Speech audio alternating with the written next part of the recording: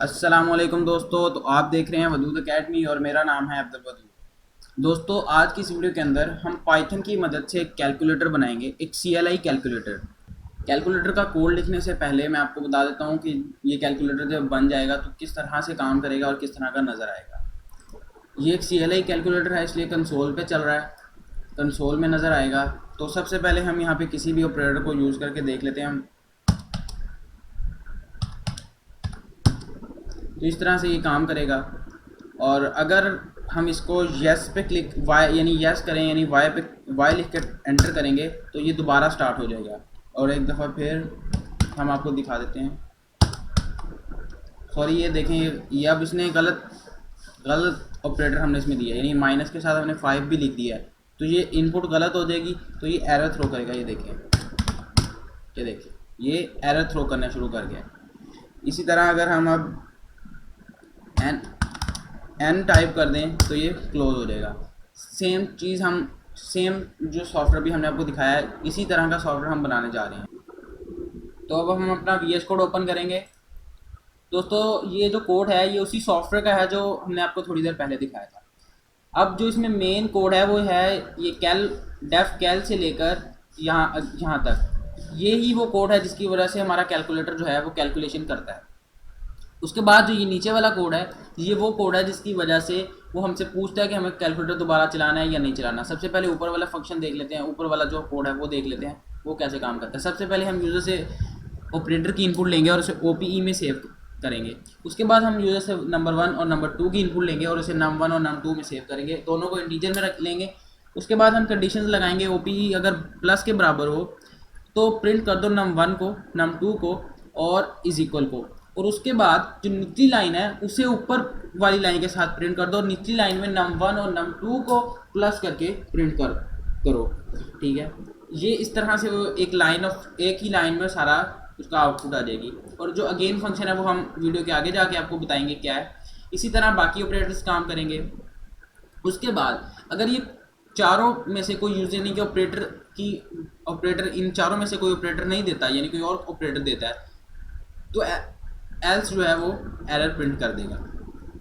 उसके बाद ये जो हमने ट्राई कीवर्ड यूज़ किया है, और ये तो इससे हमने सॉफ्टवेयर को बताया कि अगर ये सब कुछ करने की कोशिश करो जो ट्राई के अंदर लिखा हुआ है, अगर तो ये हो जाए तो ठीक है, वरना प्रिंट कर दो एरर को और अगेन फंक्शन रन कर दो। और हमारा जो अगेन फंक्शन है वो है, उसके अंदर हमने एक कैल अगेन नाम से वेरिएबल बनाया और उसके अंदर हमने यस और नो की वैल्यू स्टोर की।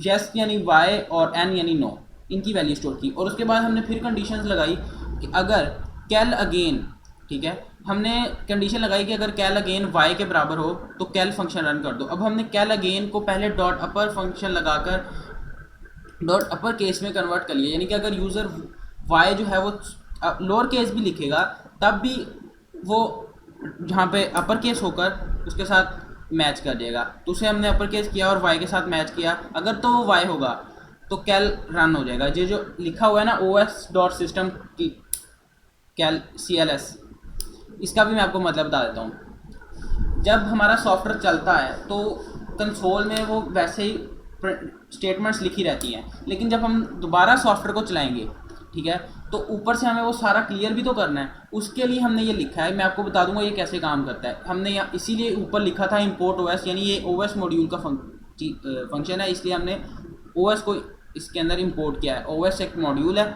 उसके बाद हमने एल्स कहा कि अगर कैल अगेन डॉट अपर फंक्शन के साथ अगर हम उसे अपर केस में करें और वो n के बराबर हो तो ये प्रिंट करो और एग्जिट कर जाओ। और अगर यूज़र y और n नहीं देता, कोई और गलती से दे देता है, तो फिर से अगेन फंक्शन रन हो जाए। अब मैं आपको करके दिखाता हूँ कि कैसे काम कर रहा था।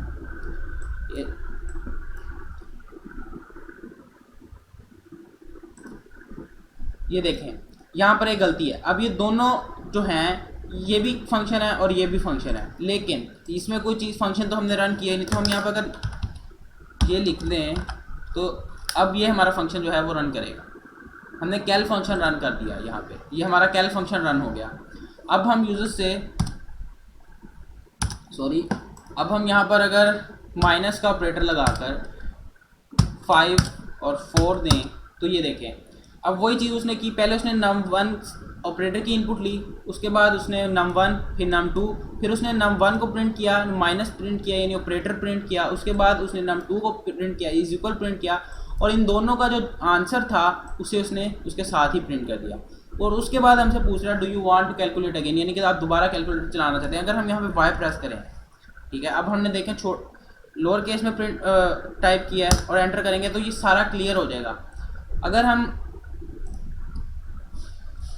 अगर हम इस लाइन को कमेंट कर दें और दोबारा चलाएं, इसे हम यहाँ से डिलीट कर देते हैं और दोबारा चलाएं और इस दफ़ा हम प्लस कर लेते हैं। अब अगर हम वाई दबाएंगे तो ये देखें उसके नीचे से स्टार्ट हो जाएगा, लेकिन जब हमने इसे इसके साथ यूज़ किया था तो वो क्लियर हो जाता था। फिर रन कर लेते हैं।